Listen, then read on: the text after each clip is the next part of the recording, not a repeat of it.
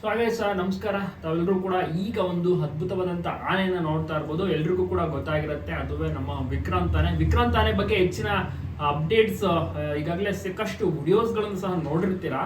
So ಈ ಒಂದು ಆನೆ ಎಸ್ಪೆಷಲಿ ಸುಮಾರು 3 ದಿವಸಗಳ ಕಾಲ ಬೇಕಾಯಿತು ಈ ಒಂದು ಆನೆಯನ್ನ ಸೆರೆ ಹಿಡಿಯೋಕೆ. ಯಾಕೆಂದ್ರೆ ಮಧ್ಯದಲ್ಲಿ ಒಂದು ದೊಡ್ಡ ಗೋಡೆಯಾಗಿ ದೊಡ್ಡ ಶಕ್ತಿಯಾಗಿ ವಿಕ್ರಾಂತ್ನ ಮತ್ತೆ ಇನ್ನಿತರೆ ಟೀಮ್ ಮೆಂಬರ್ಸ್ ನ ಕಾಯ್ಕೆ ನಿಂತಿದೆ, ಅದುವೇ ವೈಲ್ಡ್ ಭೀಮಾ.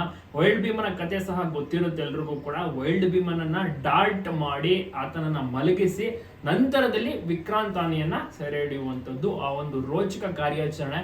ಹಳೆ ವಿಡಿಯೋಸ್ ಗಳನ್ನೆಲ್ಲ ನೋಡಿರ್ತೀರಾ. ಆದ್ರೆ ಈಗ ಪ್ರೆಸೆಂಟ್ ವಿಕ್ರಾಂತ್ ಎಲ್ಲಿದ್ದಾನೆ?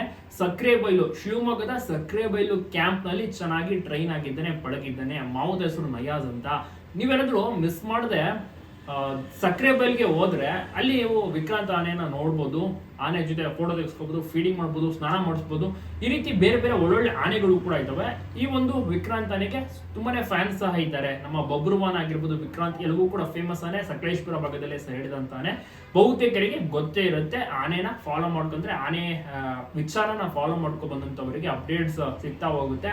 ನಮ್ಮ ವಿಕ್ರಾಂತ್ ಈಗ ತುಂಬಾ ಚೆನ್ನಾಗಿ ಪಳಗಿದ್ದಾನೆ. ಆತನ ಒಂದು ಮುಖ ಲಕ್ಷಣ ಆಗಿರ್ಬೋದು, ದಂತವೂ ಸಹ ಬೆಳೆದಿದೆ ಮುಂಚೆಗಿಂತ. ಈಗ ಮುಂಚೆ ಕಾಡಾನೆ ಆಗಿದ್ದಂತ ಟೈಮ್ ದಂತ ಏನಿಸ್ತಿರಲಿಲ್ಲ, ಬಟ್ ಈಗ ತುಂಬಾ ಚೆನ್ನಾಗಿ ಇಂಪ್ರೂವ್ಮೆಂಟ್ ಆಗಿದೆ.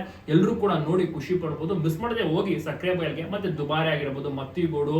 ಸೊ ಈ ರೀತಿ ಒಳ್ಳೊಳ್ಳೆ ಆನೆ ಕ್ಯಾಂಪ್ಗಳು ನಮ್ಮ ಕರ್ನಾಟಕದಲ್ಲಿ ಮತ್ತೆ ಹೆಸರಾಂತ ಒಂದು ಕ್ಯಾಂಪ್.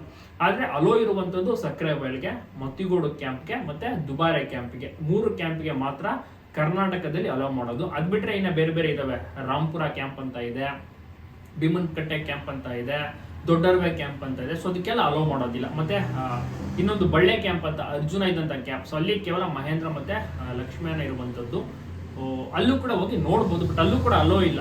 2 ಆನೆ ಇರೋದ್ರಿಂದ ಅದು ಫಾರೆಸ್ಟ್ ಝೋನ್ ಆದ್ರಿಂದ ಅಲ್ಲೂ ಕೂಡ ಅಲೋ ಮಾಡೋದಿಲ್ಲ. ಬಟ್ 3 ಕ್ಯಾಂಪ್ ಅಲ್ಲಿ ಒಳ್ಳೊಳ್ಳೆ ಆನೆಗಳು, ಅದರಲ್ಲೂ ನಮ್ಮ ಸಕಲೇಶ್ಪುರ ಭಾಗದಲ್ಲಿ ಸೇರಿದಂತ ಆನೆಗಳು ಎಲ್ಲಾ ಕ್ಯಾಂಪ್ ನಲ್ಲೂ ಇದಾವೆ. ಅದೊಂದು ಖುಷಿಯ ವಿಚಾರ ಅಂತ ಹೇಳ್ಬೋದು.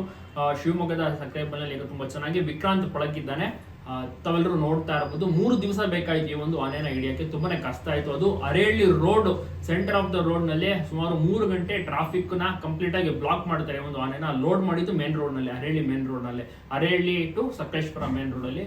ಅಷ್ಟು ರೋಚಕವಾಗಿತ್ತು. ಸಂಜೆ ಅಷ್ಟಿಗೆ ಒಂದು ಆನೆನ ಕ್ಯಾಪ್ಚರ್ ಅನ್ನ ಮಾಡ್ತಾರೆ.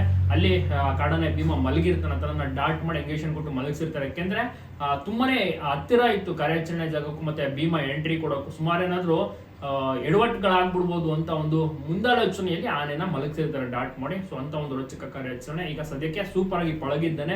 ಇನ್ನಷ್ಟು ಚೆನ್ನಾಗಿ ಶುರು ಮಾಡ್ಲಿ ವಿಕ್ರಾಂತ್ ಅಂತ ಎಲ್ಲರೂ ಕೂಡ ತಪ್ಪದೆ ವಿಶ್ ಮಾಡೋದನ್ನ ಮರಿಬೇಡಿ.